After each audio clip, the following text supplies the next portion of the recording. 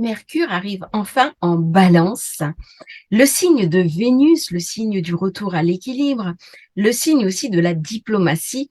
Et donc, Mercure, qui est les écrits, la parole, la discussion, les discours, arrive enfin dans le signe de l'accord avec l'autre. Autant dire un moment parfait pour trouver des compromis, les mettre par écrit et pouvoir les appliquer. Pour donc être à l'honneur tout ce qui est traité, tout ce qui est entente, tout ce qui est accord, aussi bien à titre privé, personnel, surtout si on est en train de vivre un procès, la balance étant le signe de la justice, mais aussi à titre national et à titre international. Autant dire que pendant quelques semaines, eh bien, qui vont être assez courtes, le passage de Mercure en Balance ne dure pas, puisque le 23 octobre, eh bien, Mercure va rejoindre le signe du Scorpion, qui est un signe beaucoup plus dur, beaucoup plus caustique et beaucoup plus offensif. Mais nous n'en sommes pas encore là.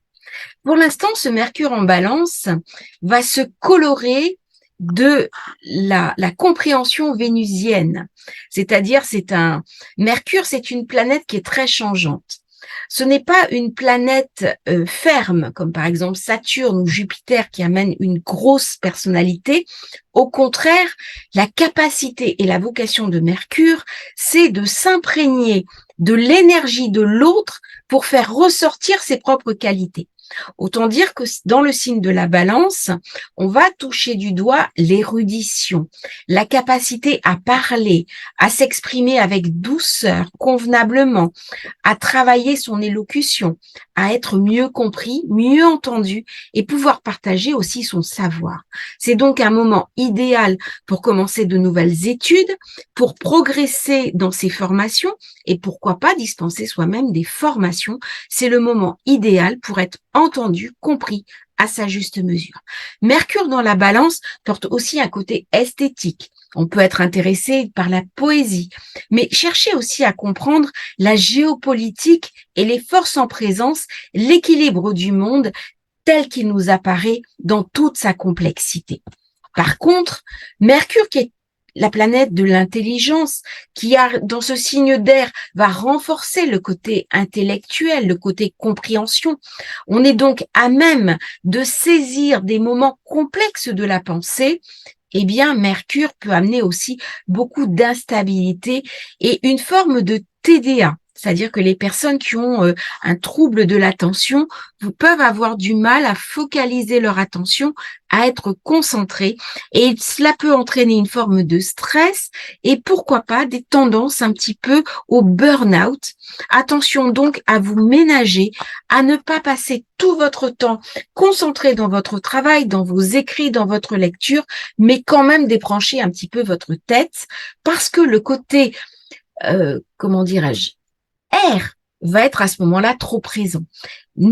Mercure étant la planète de l'air, eh bien, elle est volatile.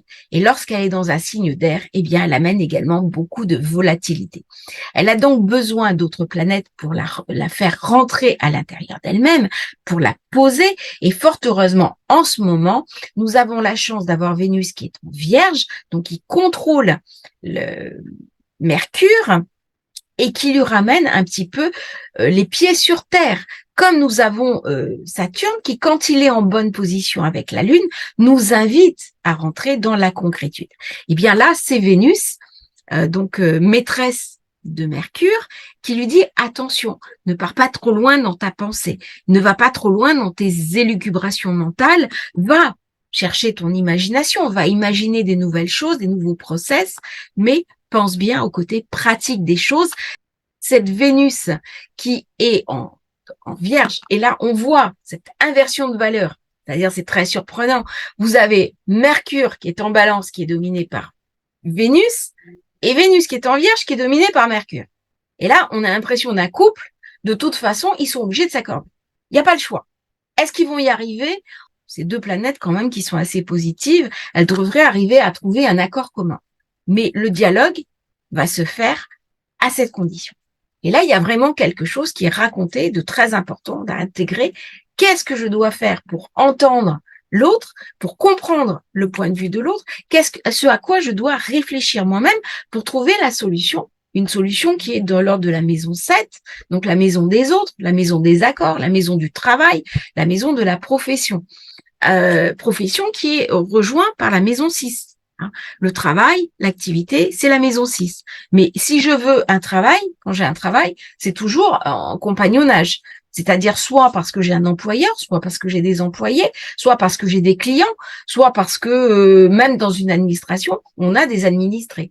Donc, on ne peut pas faire un travail uniquement tout seul chez soi, enfermé dans une grotte. Il y a toujours une relation de mise en contact avec l'autre, cet autre qu'on va rencontrer en maison 7.